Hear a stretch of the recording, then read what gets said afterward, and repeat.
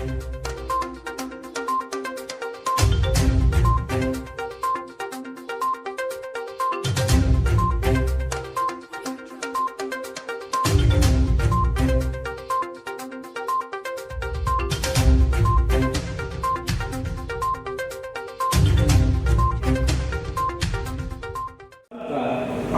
Oil का थोड़ा विरुपने था, पाम ऑयल नहीं लगाना है बोल के।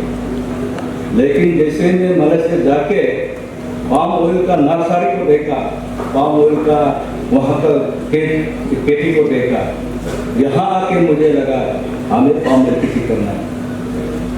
पाम ऑयल का फ्यूचर को हमें देख के आया।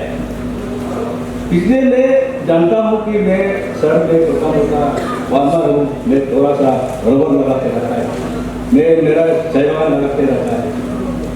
इस बारिश में ना आप रबर खेती कर सकता है, इस बारिश में शायद का पता नहीं निकलता है, लेकिन इस बारिश को वेलकम करते हुए पाम प्लान है। तो इसलिए मेरे किसान परिवार, खास करके लोअर दिमाग वैली का किसान परिवार से मेरा अनुरोध है, आप लोगों का किलोमीटर में जमीन है, उस किलोमीटर जमीन पे आप जैसे दिल्ली बाजार में, दिल्ली सुपर मार्केट में हर प्रकार का सामान मिलता है, उस प्रकार का आपको किलोमीटर जमीन में पेड़ पौधा उगाइए। आज का दिन हमारा रबर टेपिंग नहीं हुआ है, आज का मेरा पट्टा तो अच्छा है क्या, लेकिन एक ना से एक आपको कुछ आमदनी मिलेगा।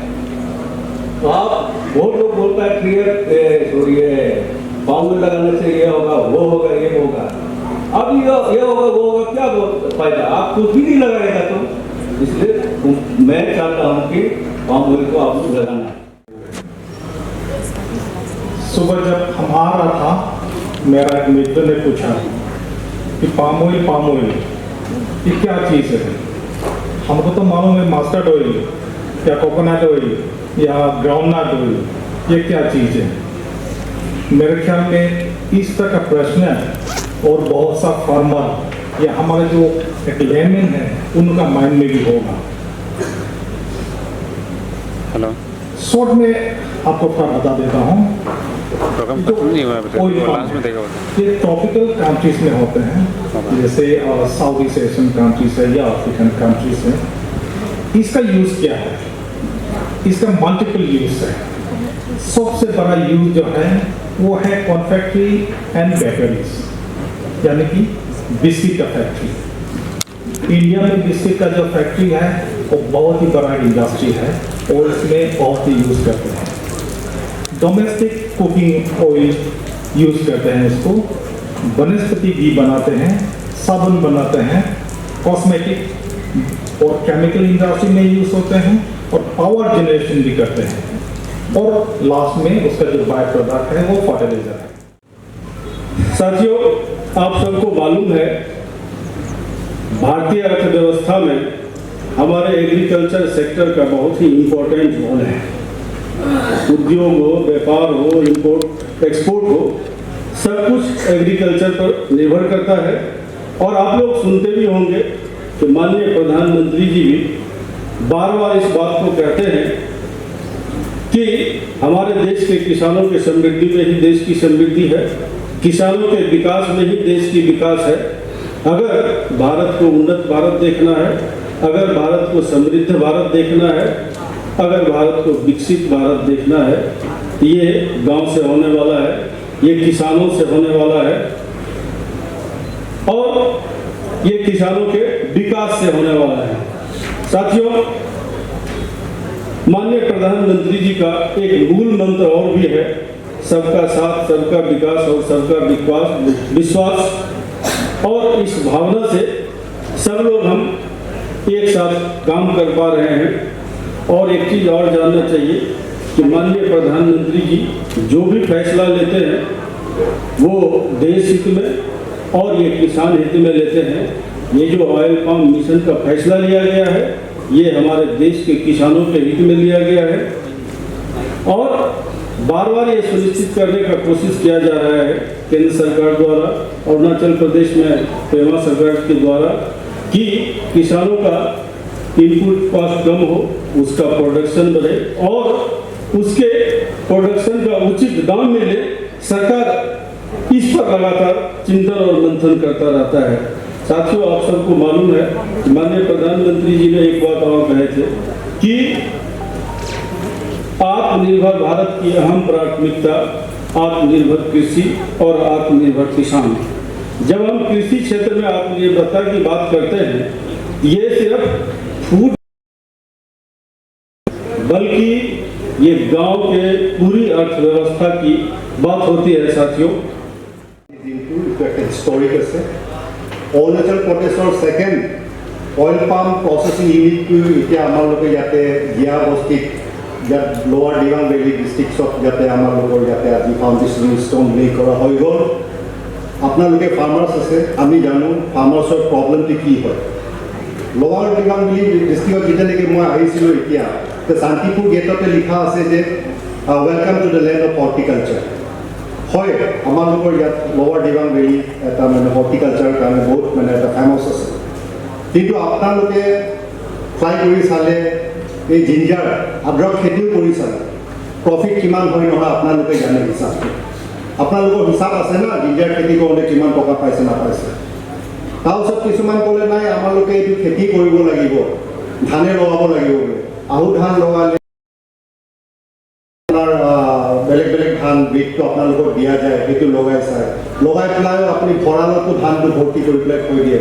হ'লেও আল্টিমেটলি ছাষ্টেইনেঞ্চৰ কথা যেতিয়া নেকি আহে, আপোনালোকে খেতি যেতিয়া নেকি কষ্ট কৰি পেলাই আপোনালোকে 1-2 টকা কেনেকৈ কমাব পাৰিম, মাত্ৰ খোৱাটো ডাঙৰ নহয়, খোৱাটো যথেষ্ট আছে।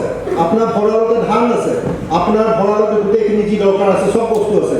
কিন্তু আপোনালোকৰ এডুকেশ্যনৰ কাৰণেও পইচা দৰকাৰ হৈ যায়, মেডিকেল কেছ হ'লে কিবা দৰকাৰ পইচা দৰকাৰ হয়, বেলেগ অন্য কিবা কামৰ কাৰণেও পইচা দৰকাৰ হৈ যায়। কিন্তু আপোনালোকে ইমান কষ্ট কৰি পেলাই খেতি কৰি পেলাইও মানে সেই টকাটো সেইটো যোনটো এক্সপেণ্ডিচাৰটো আমালোকে ওলাব নোৱাৰে।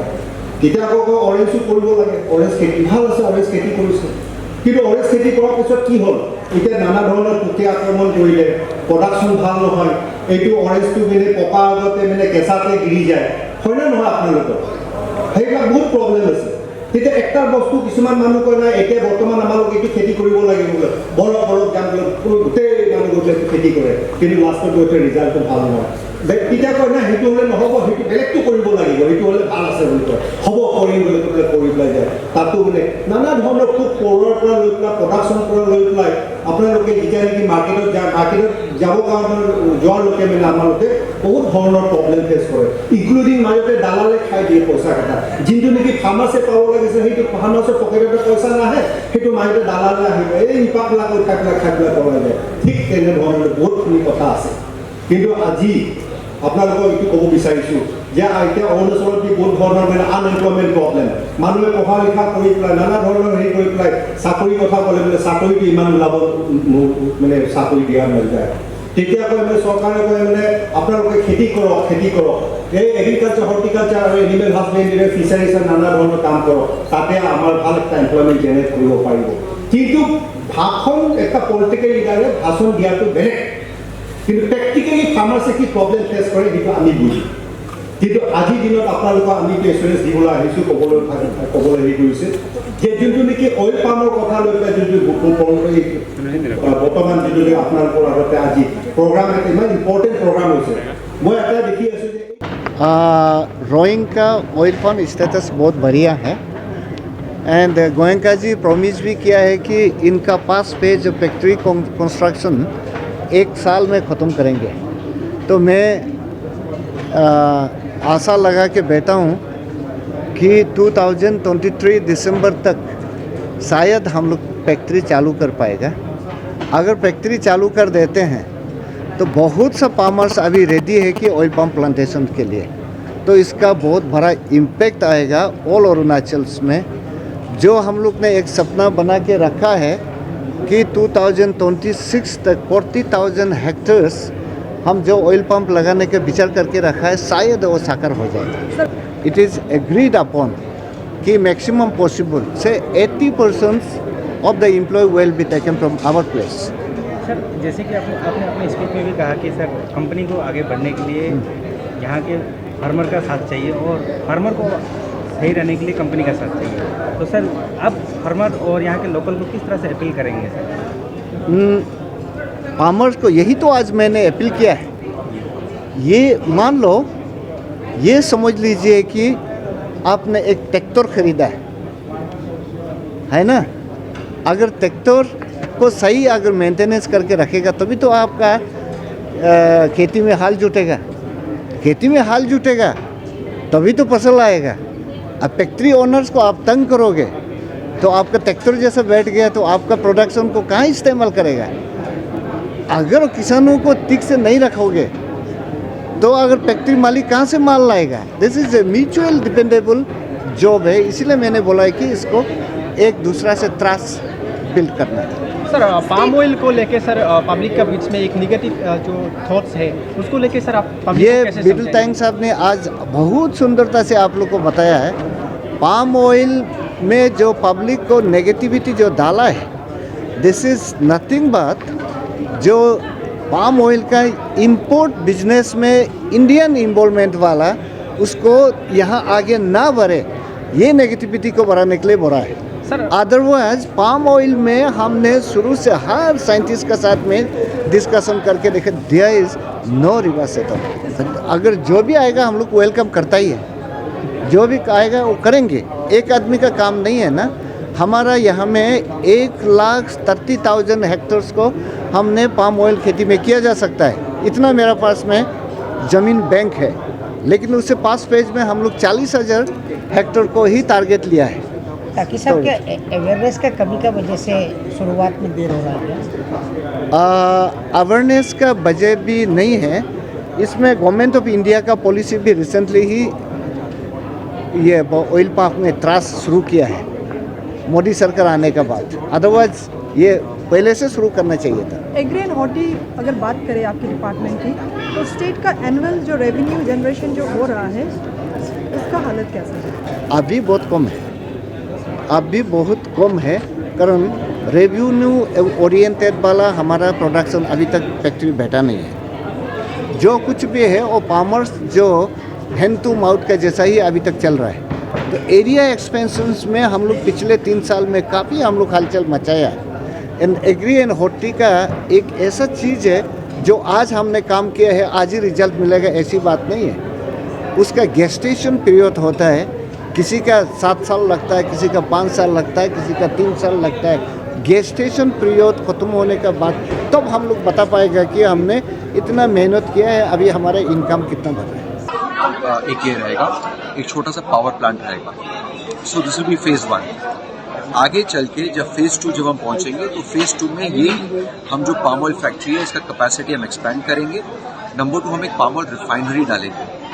And the whole idea is कि पाम ऑयल रिफाइनरी से हम एक ब्रांडेड पाम ऑयल बनाएं, रिफाइंड पाम ऑयल बनाएं, और रिफाइंड पाम ऑयल हम पूरा अरुणाचल और आसाम मार्केट में हम यहाँ पर उसको स्प्रेड करें। So that is a whole idea. और इसके अलावा हमारा ये पर्टिकुलर जो आप देख रहे हैं हमारा ये जो फैसिलिटी है यहाँ पर हमारा एक नर्सरी एक्टिविटी है, हमारा पूरा एक डेमोन्स्ट्रेशन ऑयल पाम प्लांटेशन का प्लॉट है। हम एक टेक्नो फिजिबिलिटी स्टडी कर रहे हैं to set up a seed garden. तो हम चाहते हैं कि अगर ये टेक्नो फिजिबिलिटी स्टडी से हमको रिपोर्ट अच्छा आया तो हम यहाँ पर ऐसे विभिन्न प्रकार के सीड स्प्राउट बनाना चाहते हैं, एक हाइब्रिड क्वालिटी का बनाना चाहते हैं, very suitable for Indian condition. So that's a broad plan for Arunachal Pradesh. और ये this entire investment covering the various phases, the seed garden and the plantation activity, the nursery activity, is to the tune of about 250 to 300 crores. So 250 से 300 करोड़ का हम यहाँ पर investment हम करेंगे। अभी आपसे ये भी जानना चाहेंगे, अभी यहाँ जब इंडस्ट्री बनेंगे, एक स्टेट या देश अगर आगे बढ़ना चाहते हैं, जब मतलब उसमें एक इंडस्ट्री होना बहुत जरूरी है। यहाँ बन रहा है, इन लोगों के लिए सौभाग्य माना जाएंगे। तो इसमें एम्प्लॉयमेंट जनरेशन जो भी है वो पूर्वोत्तर क्षेत्र या अरुणाचल का किस तरह का फायदा इनसे मिलेंगे?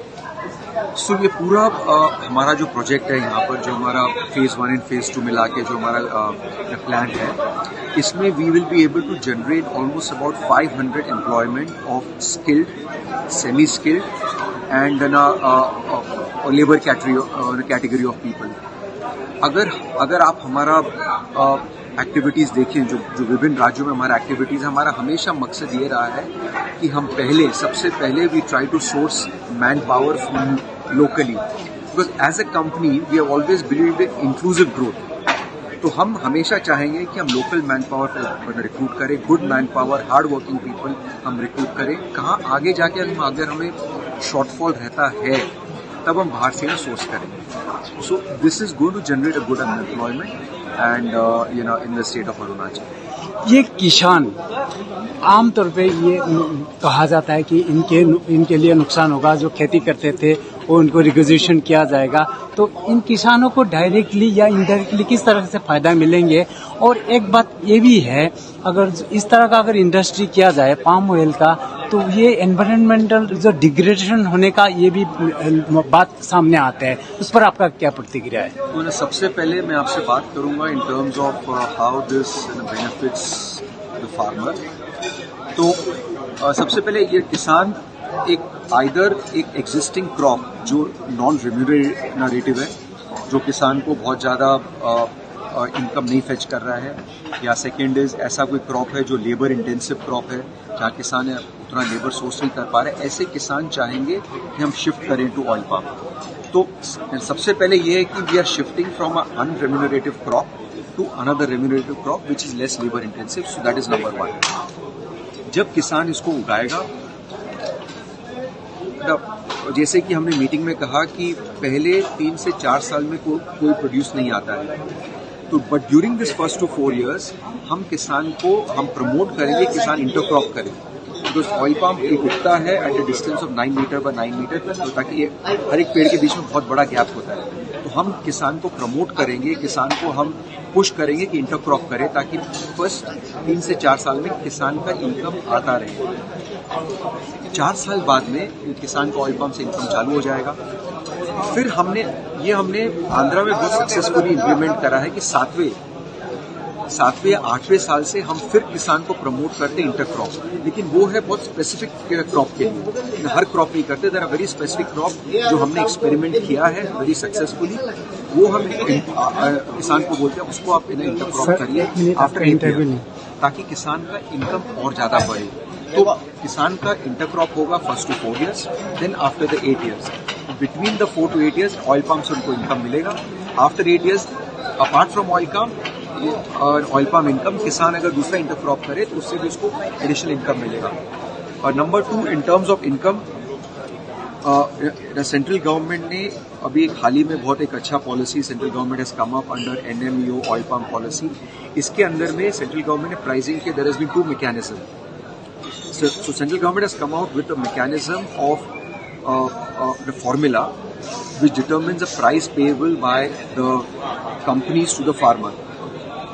इसके साथ ही साथ सेंट्रल गवर्नमेंट ने एक और फॉर्मूला बनाया है कि किसान को हर साल में इतना मिनिमम प्राइस आना चाहिए, तो उसका भी एक फॉर्मूला बनाया है। तो जो कंपनी का प्राइस अगर ये गवर्नमेंट का सपोर्ट प्राइस से कम है, इसको हम वाइबिलिटी गैप फंडिंग बोलते हैं। अगर ये वाइबिलिटी गैप फंडिंग प्राइस से हमारा प्राइस कम है तो तुरंत central government will subsidise the kisan in the differential. ये पॉलिसी बन चुका है, ये पॉलिसी ऐसा नहीं है कि कुछ सोच विचार में है, पॉलिसी बन चुका है, इम्प्लीमेंट हो चुका है, अरुणाचल गवर्नमेंट ने साइन कर चुका है MOU। नौ किसान जैसे जैसे FAB प्रोड्यूस करेंगे उसका फायदा उठाएंगे। That's it. आखिरी सवाल मैं ये भी पूछना चाहूँगा, अभी आप अरुणाचल प्रदेश का ये रोइंग का ही चुना है, क्या इसमें एक ये वजह है कि इसका मिट्टी उस जो पाम ऑयल पाम के लिए सूटेबल है, क्या की वजह? देखिए, सबसे पहले मैं अरुणाचल की बात करता हूँ कि मैं क्यों अरुणाचल को समझता हूँ कि सूटेबल है। कि यहाँ का soils is very very virgin soils, और नंबर 2 द वेदर कंडीशंस जो है ऑयल पाम के लिए बहुत सूटेबल है, वेरी सूटेबल, बिकॉज बारिश होता है यहाँ पर करीबन से 6 से 7-8 महीने साल में बारिश होता है, which is very suitable for oil palm. Third is farmers are progressive farmers, and fourth is the government is also wanting very strongly in promoting oil palm. अगर हम ये सब फैक्टर को मिला लें तो आई फील मेरा ये बहुत स्ट्रॉन्ग विश्वास है कि ऑयल पाम में बहुत बड़ा काम हो सकता है। Oil palm in Arunachal can be a game changer in oil palm in terms of in the entire country. शुक्रिया, वेरी शुक्रिया, थैंक यू वेरी मच।